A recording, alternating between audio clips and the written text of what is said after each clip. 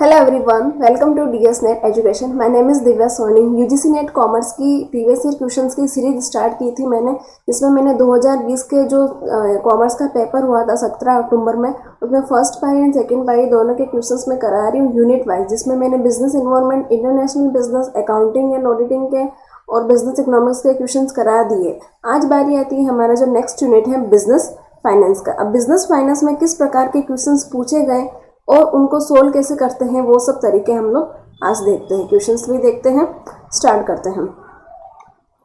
First question आता है हमारा एसर्शन एंड रीजनिंग। अब एसर्शन एंड रीजनिंग मैंने पिछले जो प्रीवियस क्वेश्चंस थे उसमें, मतलब पहले जो यूनिट थे उनमें भी एसर्शन एंड रीजनिंग के क्वेश्चंस पूछे गए थे। उनको कैसे सॉल्व आउट करना है, उनको कैसे पढ़ना है, ये सब मैंने बताया था। फिर भी मैं बता देती हूँ कि जब भी कोई एसर्शन एंड रीजनिंग का आता है तो एसर्शन जो है वो एक स्टेटमेंट है कि स्टेटमेंट वो ट्रू है या फॉल्स है, ये पहले देखना है। फिर अगर ट्रू है तो रीजन में ये देखना है कि वो रीजन है वो प्रूफ कर रहा है या नहीं कर रहा है वो जो चीज़ें जो एसर्शन में दे रखा था।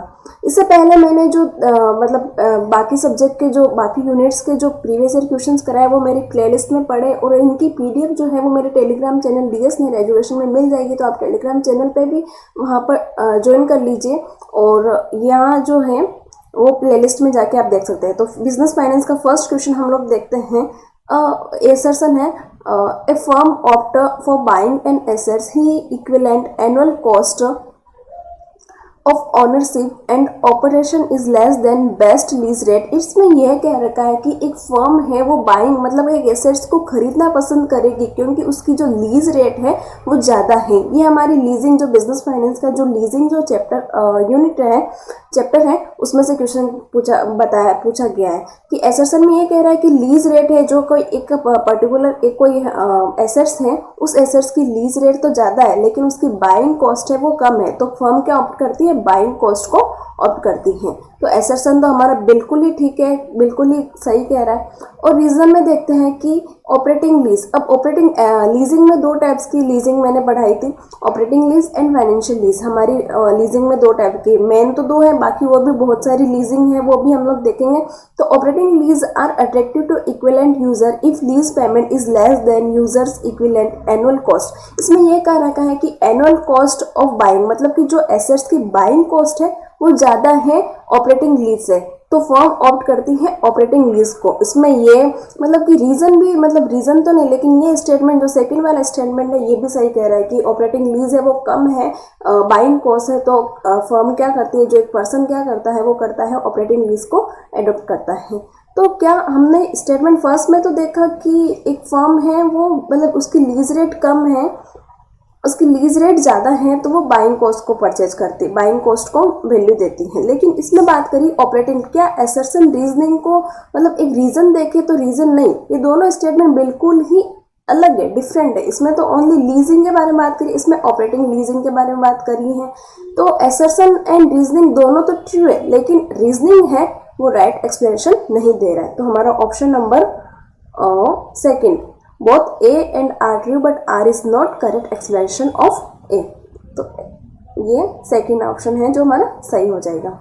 Which of the following is long term source of finance। अब सोर्स ऑफ फाइनेंस में long term source of finance कौन सा है, कॉमर्शियल पेपर तो शॉर्ट टर्म होता है, एक्सटर्नल कॉमर्शियल ये जो है ये हमारा लॉन्ग टर्म होता है, लाइन ऑफ क्रेडिट ये भी शॉर्ट टर्म होता है, फैक्टरिंग है ये भी शॉर्ट टर्म होता है। तो ऑप्शन नंबर 2 है राइट हो जाएगा। Arrange the following steps of logical sequence of operation of the arbitrage pricing theory। अब arbitrage pricing theory में क्या क्या हम लोग स्टेप्स हैं वो एडॉप्ट करते हैं। सबसे पहले हम लोग क्या करते हैं कि हमारे जो आइडेंटिफाई करते हैं फैक्टर्स में, हमारी एनवायरनमेंट में, हमारे मैक्रो इकोनॉमिक्स में क्या क्या फैक्टर हैं उनको हम एडॉप्ट करते हैं। फिर हम बात करते हैं कि फैक्टर की सेंसिटिविटीज़ को चेक करते हैं, फिर रिस्क प्रीमियम है, रिस्क प्रीमियम उसको भी चेक करते हैं। तो फर्स्ट इसमें CAB, तो हमारा ऑप्शन नंबर 4 है सही हो जाएगा। अब मैचिंग करना है कि देख सकते हो क्या इतने मतलब पहले भी यूनिट्स के क्वेश्चन सॉल्व कराए थे और इस यूनिट में भी देख सकते हो कि एनटीए यूजीसी नेट है वो मतलब डायरेक्ट क्वेश्चन नहीं पूछ के, कभी तो मैच द लिस्ट में पूछ सकता है, कभी बहुत सारे ऑप्शन पूछ के मतलब कि 5-6 ऑप्शन में से हमें सेलेक्ट करना होता है, और कभी कभार तो मतलब असर्शन इन रीजनिंग के मतलब डायरेक्ट क्वेश्चन नहीं, तो हमें भी उसके अकॉर्डिंग पढ़ना, सारे ऑप्शन कैसे, ऑप्शन में क्या क्या दे रखा है उसके अकॉर्डिंग हमें पढ़ना पड़ेगा। Match the list first and list second में अब इसमें कुछ नाम दे रखे हैं। सबसे पहले अगर हम देखें तो ग्लोबल डिपॉजिटरी रिसिप्ट का मतलब क्या होता है कि it is the equity instrument issued in overseas market and listed, मतलब कि ग्लोबल डिपॉजिटरी रिसिप्ट है मतलब कि पूरे ग्लोबल में इन्वेस्टमेंट करना ओवरसीज मार्केट है कि एक ट्रेड करना, तो it is a equity instrument issued in overseas market and listed and traded on बोर्सेस on an OTC basis. तो इसका सी का थर्ड हो जाएगा। तो हम इसको है ना, इस टाइप के क्वेश्चन को है ना हम ऑप्शन में भी आंसर में से ऑप्शन सेलेक्ट कर सकते हैं। जैसे सी का 3 किस में दे रखा है, ऑप्शन देखो सी का 3 यहाँ सी का 3 है। फिर और अगर हमें पर्टिकुलर मतलब कि पूरा कंफर्म करने के लिए हम दूसरा देख सकते हैं कि प्राइवेट इक्विटी क्या होती है। प्राइवेट इक्विटी होती है it is a speedy source of finance is regulated, it is a speedy sources of finance less regulated by the regulatory environment of debt and capital market। तो B का क्या हो गया फर्स्ट, इसमें भी B का फर्स्ट है। और वेंचर कैपिटल वो होती है कि it is a long term capital embraced by the high net worth and high risk appetite investors. तो D का सेकेंड। अगर ये जो नया वर्ड है मेजनाइन कैपिटल, अब मेजनाइन कैपिटल वो होती है it refers to subordinate debtors preferred करते हैं equity let allow firm to borrow additional capital, मतलब कि फर्म को एडिशनल कैपिटल बोरो करने के लिए beyond the level of lenders के लेवल के बियॉन्ड से, जिससे कि वो विलिंग रहती है फाइनेंस थ्रू बैंक लोन्स, जो बैंक के लोन्स हैं उनके बियॉन्ड में जो कैपिटल है ना वो अडॉप्ट करती हैं, उसको बोलते हैं मेजनाइन कैपिटल। तो ए का 4। तो इस प्रकार हमारा ऑप्शन नंबर 3 है, बिल्कुल सही हो जाएगा। NPV net present value and internal rate of return methods yield conflict outcome due to, मतलब किसके कॉन्फ्लिक्शन से ये होता है। एक हमारे कैपिटल बजटिंग में दो मतलब बहुत सारी मेथड जिसमें NPV एंड IRR के बारे में बताया है। तो ये इसमें क्या कह रखा है, अनकन्वेंशनल कैश फ्लो नहीं, अनकन्वेंशनल कैश फ्लो कैसे, क्योंकि NPV तो कैश फ्लो से ही रिलेटेड है। इन्वेस्टमेंट साइज डिस्पेरिटी ये तो IRR से रिलेटेड है, तो ये हमारा सही हो जाएगा। इन्वेस्टमेंट लाइफ डिस्पेरिटी ये भी सही हो जाएगा। कैश फ्लो पैटर्न डिस्पेरिटी ये NPV से रिलेटेड है, तो ये भी सही हो जाएगा। तो B C D ये आंसर है जो जिसमें 4th ऑप्शन में दे रखा है, तो आंसर नंबर 4th राइट हो जाएगा। When foreign currency assets and liability match in term of amount, exposure and timing of maturity, it is described as। इसमें ये कह रखा है जब हम फॉरेन करेंसीज हैं मतलब फॉरेन से जो पैसा आ रहा है, जो अमाउंट आ रहा है उसका टाइम, और जो हम फॉरेन को पैसा जो करेंसीज हम रिटर्न करते हैं, जो हम पैसा रिटर्न करते हैं उसका टाइम अगर मैच खा जाता है, तो उस टाइम में क्या होता है कि अमाउंट है वो सेटलमेंट होता है। तो इस चीज़ को क्या बोलते हैं, उसमें आ जाएगा नेचुरल हेजिंग। 7th क्वेश्चन आता है arrange the following financing choice in the order of preference suggested by the packing order theory. अब पैकिंग ऑर्डर थ्योरी के अनुसार हम कौन से मतलब कैसे हम लोग इश्यूज इक्विटी एंड डेब्ट को यूज करते हैं। तो हम सबसे पहले उन चीज़ों को मतलब अपनी इन्वेस्टमेंट, अपनी अर्निंग इन्वेस्टमेंट को यूज करेंगे। जैसे फर्स्ट आ जाएगा हमारा जो पड़ी हुई जो अर्निंग इन्वेस्टमेंट है उनको यूज करेंगे, फिर हमारे डेप्ट है जो डेप्ट पड़े थे उनको यूज करेंगे, फिर अगर वो भी नहीं बचे हैं तो हम न्यू इश्यूज इक्विटी को इश्यू करेंगे। तो A C D option number 2 right answer. In continuous compounding, अब कंटिन्यूस कंपाउंडिंग द टाइम, ये थोड़ा अलग टाइप का क्वेश्चन है। Compounding the times it takes to double the sum grossly fold rule, मतलब कि कंटिन्यूस कंपाउंडिंग के रूल 69 है। इट इज अगर चेंज कर दिया जाए डिस्क्रीट कंपाउंडिंग में तो कौन सा रूल रहेगा, तो इसके लिए रूल नंबर काम आएगा, रूल नंबर 72। 9th क्वेश्चन आता है the portfolio theory articulates diversification to reduce which of the following risk. अब रिस्क है जो दो टाइप की रिस्क होती है, एक होती है सिस्टमेटिक रिस्क और एक होता है अनसिस्टमेटिक रिस्क। तो सिस्टमेटिक रिस्क तो वो है जो जिसको डाइवर्सिफाई नहीं कर सकते हैं, और सिस्टमेटिक रिस्क है जिसको डाइवर्सिफाई कर सकते हैं। तो इसमें ये कह रखा है articulate diversification to reduce which of the following risk, तो इसमें आ जाएगा हमारा अनसिस्टमेटिक रिस्क, आंसर नंबर 3। अब इसमें भी 10th क्वेश्चन में भी मैच करना है, तो मैच करना है, कैपिटल स्ट्रक्चर के प्रीपोजिशन दे रखे हैं और इसको मैच करना है। टारगेट कैपिटल, अब टारगेट कैपिटल से क्या मीनिंग है? टारगेट कैपिटल का मतलब है कुछ अचीव करना। इट इज द डेब्ट ratio to firm, ratio the firm strive to achieve. तो ए का थर्ड, हम ये ऑप्शन में देखो ए का थर्ड किस में आ रखा है? ए का थर्ड ऑप्शन नंबर 2 में। फिर आता है कि हम लोग ऑप्टिमम कैपिटल स्ट्रक्चर। अब ऑप्टिमम कैपिटल स्ट्रक्चर को क्या कहेंगे?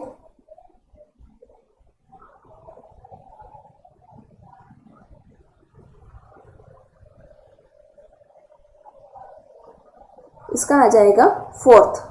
इट इज़ द डेब्ट equity ratio that maximize the value of firm, मतलब कि जहाँ पर फर्म अपनी वैल्यू को मैक्सिमाइजेशन करना चाहता है डेब्ट एंड इक्विटी का यूज करके, उसको बोलते हैं ऑप्टिमम कैपिटल स्ट्रक्चर। इस प्रकार cost of finance distress, financial distress का मतलब क्या होता है? फाइनेंशियल डिस्ट्रेस का मतलब होता है it refers to the perceived cost due to increase ratio in डेब्ट इन द फर्म। और एमएम प्रपोजिशन क्या होता है? Expected yield on structure the equity capital is equal to pure equity return plus minus plus a premium of financial risk. इस प्रकार हमारा option number 2 है, सही हो जाएगा। 11th क्वेश्चन आता है, in which of the following situation the pay back period method is advise to for evaluation of investment opportunity. मतलब कि पे बैक पीरियड मतलब कि जितना हम लोगों ने कैश लाया उसके रिटर्न में हमें कितना कैश मिलता है, कितने टाइम पीरियड में अंदर हमारा कैश वापस आउटफ्लो मतलब जो इनफ्लो होता है, तो उसके लिए वो इवेल्यूशन इन्वेस्टमेंट अपॉर्चुनिटी किस प्रकार करते हैं। तो ओवर लिवरेज बिजनेस ये हो जाएगा हमारा सही। कैश रिच बिजनेस ये नहीं होगा। अनसर्टेन मार्केट कंडीशंस, हाँ ये इससे भी हमें पता चल जाता है क्या क्या अपॉर्चुनिटीज हैं। स्टेबल मार्केट कंडीशंस इससे नहीं पता चलता है। तो option number A and C, A and C किसमें है? 2 में। 12th क्वेश्चन है, dropped which of the following are possible negative impact of FDI on domestic firm in the host country. जब एफडीआई करते हैं, जो फॉरेन से जो लोग हैं वो यहाँ पर हमारी कंट्री में आके, इन्वेस्टर्स हैं वो हमारी कंट्री में कंपनीज में इन्वेस्ट करते हैं, तो ये हमारी जो होस्ट कंट्री, जैसे इंडिया होस्ट कंट्री है और बाहर के लोग यहाँ के पर आके इन्वेस्ट करते हैं थ्रू एफडीआई, तो यहाँ के हमें इंडिया में क्या क्या लॉसेस उठाने पड़ सकते हैं। तो सबसे पहले आता है मार्केट मोनोपोली। तो मार्केट मोनोपोली मतलब कि अगर बाहर के कोई लोग आके नई कोई यहाँ पे बिजनेस करना स्टार्ट करेंगे, यहाँ पे प्रोडक्शन करना स्टार्ट करेंगे, तो वो क्या करेंगे, धीरे धीरे अपनी मोनोपोली बना लेंगे, तो ये सही है। टेक्नोलॉजी डिपेंडेंस, अब बाहर के लोग आके नई नई टेक्नोलॉजी बनाएंगे तो यहाँ के लोग क्या करेंगे, टेक्नोलॉजी पे डिपेंड हो जाएंगे, तो ये भी सही है, ये भी एक नेगेटिव पॉइंट है। इंक्रीज कॉम्पिटिशन, ऑब्वियस सी बात है, ज़्यादा लोग रहेंगे, ज़्यादा प्रोडक्शन रहेगा, मतलब टेक्नोलॉजी में ज़्यादा है तो कॉम्पिटिशन भी इंक्रीज होगा। प्रॉफिट आउटफ्लो, अब पहले क्या होता था कि अगर हम इंडिया के लोग ही कोई चीज़ का प्रोडक्शन करते हैं तो प्रॉफिट है उसी एक कंपनी के मालिक को ही मिलता है, जैसे इंडिया के लोगों को ही मिलता है। लेकिन अब कोई बाहर का लोग मतलब पर्सन आके यहाँ पे इन्वेस्टमेंट करे, जो प्रॉफिट का शेयरिंग रेशियो है उसको उस बाहर के इन्वेस्टर्स को भी हमें शेयर करना है, तो प्रॉफिट का क्या हो रहा है, आउटफ्लो। तो ये हमारे चारों जो है वो नेगेटिव पॉइंट है एफडीआई के। लेकिन ये ऑप्शन में जो आंसर था उसमें चारों ऑप्शन नहीं थे, तो इस प्रकार हमारे चारों ऑप्शन सही है। यहाँ पर बी सी डी और यहाँ पर ए भी कर दो, ठीक है। 13 क्वेश्चन आता है, political risk management come in the ambit of which of the following condition financial decision. जब पॉलिटिकल रिस्क होता है मतलब एक कंट्री का दूसरे कंट्री से कुछ कॉन्फ्लिक्ट हो जाता है, कुछ रिस्क हो जाता है, मतलब कि कुछ मतभेद हो जाता है, जिससे कि एक पॉलिटिकल रिस्क उत्पन्न होती है, उस रिस्क का हमारे फाइनेंशियल डिसीजन पे क्या इम्पैक्ट पड़ता है। Non conventional capital budgeting, international currency arbitrage ये भी नहीं होगा, फॉरेन एक्सचेंज मार्केट ये भी नहीं होगा, मल्टीनेशनल कैपिटल बजटिंग मतलब कि वो जो जहाँ पर कॉन्फ्लिक्ट हो रहा है, जिस देश में पैसा हम लोगों को लेना है, वो अपना वो जो फंड है वो रोक भी सकते हैं, तो इस प्रकार मल्टीनेशनल कैपिटल बजटिंग है, इस पर इम्पैक्ट पड़ता है। 4th क्वेश्चन आता है, which of the following narrative describe the Fisher Irvine effect. अब एक आता है international capital multinational capital budgeting में 3 टाइप के जो है मेथड्स है। फर्स्ट आता है कंपैरेटिव कॉस्ट एडवांटेज, सेकंड आता है परचेजिंग पावर मेथड और एक होता है फिशर इम्पैक्ट। और फिशर इम्पैक्ट में क्या उन लोगों ने हमें जब हम फाइनेंशियल मैनेजमेंट पढ़े थे तो फिशर इम्पैक्ट भी पढ़ेंगे, तो उन्होंने कहा nominal interest rate equal to real interest rate plus an expected interest. हाँ, ये सही है क्योंकि उन्होंने भी यही कहा था, real interest rate is equal to nominal interest rate minus expected interest rate. ये भी सही है फिशर इम्पैक्ट के according. Exchange rate differential between two currencies is explained by interest and inflation rate difference. कि इसमें एक्सचेंज रेट के बारे में डिफरेंस बताया कि दो करेंसीज की explained by interest minus inflation rate differentiation. अब exchange rate differentiation between two currency is explained by comparative, ये तो आएगा ही नहीं क्योंकि ये दोनों मेथड्स ही अलग है। तो इस प्रकार हमारा ए बी एंड सी जो फिशर इफेक्ट है उसके अकॉर्डिंग हमारा आंसर हो जाएगा। नेक्स्ट क्वेश्चन चलते हैं। Suppose that a firm has 20% debt and 80% equity. It is the capital structure. The cost of debt and cost of equity are assumed. यहाँ पर हम 10% and 15%. So what is the overall cost? अब cost of capital की हमें formula देखना पड़ेगा KO। तो यहाँ पर क्या दे रखा है? यहाँ दे रखा है WD, ये दे रखा है WD और ये दे रखा है WE और ये दे रखा है हमको 10% जो है ये दे रखा है KD और KE। तो कॉस्ट ऑफ कैपिटल का फॉर्मूला क्या है? KD multiply by WD plus KE multiply bye WE। तो KD तो हमारा कितना है 10%, 10 मल्टीप्लाई बाय और WD कितना है 20, तो 0.20,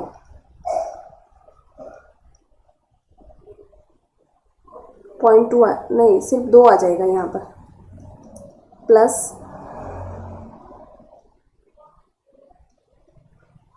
KE कितना है इसमें 0.15 प्लस WE 0.8। तो इस प्रकार हमारा जो है ये मल्टीप्लाई आएगा यहाँ पर 2 प्लस 12, तो हमारा 14% है ये कॉस्ट ऑफ कैपिटल आ जाएगा। 14% है कॉस्ट ऑफ कैपिटल। 16 क्वेश्चन आता है sequence the following capital budgeting process. अब कैपिटल बजटिंग के क्या प्रोसेस है इसको हमें सीक्वेंस वाइज देखना पड़ेगा। फर्स्ट तो सबसे पहले हम लोग क्या करते हैं कि हम करते हैं कैश फ्लो का सबसे पहले हम लोग करते हैं कैश फ्लो का एस्टिमेशन करते हैं, ठीक है। फिर हम करते हैं आइडेंटिफाई डिस्काउंट रेट को आइडेंटिफाई करते हैं। फिर थर्ड आता है कि हम डिटर्मिनेशन करते हैं एनपीवी को। सबसे पहले तो हम लोगों ने कैश फ्लो को एस्टिमेट किया, फिर आइडेंटिफाई किया डिस्काउंट रेट को, फिर डिटरमाइन किया एनपीवी को नेट प्रेजेंट वैल्यू को, फिर उसमें से बेस्ट जो सिलेक्शन होगा उस प्रोजेक्ट को हम सेलेक्ट करेंगे। तो A B D and C, A B D and C है सेकेंड ऑप्शन में। 17 क्वेश्चन आता है which of the following is most pervasive and sustain objective of financial decision making. अब फाइनेंशियल डिसीजन मेकिंग मतलब business finance में सबसे pervasive and sustain objective क्या होता है कि हमारी जो वैल्यू है उसको मैक्सिमाइज, प्रॉफिट मैक्सिमाइजेशन तो पहले था लेकिन 1950 के बाद जो ऑथर्स थे, जो इकोनॉमिक्स थे, उन्होंने वैल्यू मैक्सिमाइजेशन वैल्यू को मतलब कि प्रोडक्ट की वैल्यू को ज़्यादा प्रेफरेंस दी है। तो इस प्रकार हमारा ऑप्शन नंबर 3 है, उसे हो जाएगा। The following information is available for Ravi Corporation EPS, जिसमें से EPS दे रखा है 4 और ROI रिटर्न ऑफ इन्वेस्टमेंट दे रखा है 18%, rate of the return required share holder 15% and what will the price per share for Walter model and pay out ratio is 40। अब Walter model के अकॉर्डिंग हमारा जो फॉर्मूला क्या बनता है D plus R upon K E minus D upon KE multiply by 100। तो हमारा DPS तो कैसे निकलेगा? DPS निकलेगा EPS multiply by DP ratio. DP ratio कितना है? इसको फॉर्मूला लिख दो। DP रेशियो EPS तो कितना है 4 मल्टीप्लाई बाय 0.40। तो इस प्रकार हमारा 1.6 है वो DPS आ जाएगा। तो D कितना आया 1.6 प्लस आर कितना है, आर है 0.18। ये रेट ऑफ इन्वेस्टमेंट कितनी है हमारी 18%। तो 0.18 अपॉन के ई कितना है, के ई है 15%, 0.15 और ई कितना है, ई पी एस है 4 माइनस डी, डी है 1.6 डिवाइडेड बाई 0.15 मल्टीप्लाई बाई 100। तो इस प्रकार हमारा जो आंसर, इसको जब सोल्व आउट करेंगे तब जो निकलेगा वो निकलेगा 10.6 प्लस 19.29 इक्वल्स टू 29.87। 29.87 किस में है, ऑप्शन नंबर फर्स्ट में। ये वोल्टर मॉडल का क्वेश्चन है जिसमें प्रैक्टिकल क्वेश्चन पूछा गया। ऐसा नहीं है कि बिजनेस फाइनेंस में प्रैक्टिकल क्वेश्चंस नहीं पूछे, हम लोग क्या करते हैं कि फॉर्मूलाज याद करके चले जाते हैं लेकिन प्रैक्टिकल क्वेश्चंस को अवॉइड करते हैं। कुछ कई बार जो कॉस्ट ऑफ कैपिटल से हुआ, इसमें से वोल्टर मॉडल मतलब ये जो हम मॉडल से हुआ, इन सब से भी क्वेश्चंस पूछे जाते। तो ये हम लोगों ने आज कंप्लीट किया बिजनेस फाइनेंस के प्रीवियस ईयर क्वेश्चंस, 2020 के बिजनेस फाइनेंस यूनिट के क्वेश्चंस कंप्लीट किए। नेक्स्ट हम लोग आगे की यूनिट में नेक्स्ट यूनिट लेके आएंगे प्रीवियस ईयर क्वेश्चंस की। तो अगर वीडियो पसंद आया तो प्लीज़ लाइक कीजिए, शेयर कीजिए और सब्सक्राइब कीजिए। और अदर वीडियोस जो इससे पहले यूनिट के आप लोग अगर आपको देखने हैं तो आप लोग प्लेलिस्ट में जाके देख सकते हैं प्रीवियस ईयर क्वेश्चंस के, जिससे आपको हेल्पफुल हो जाएगा सब कुछ।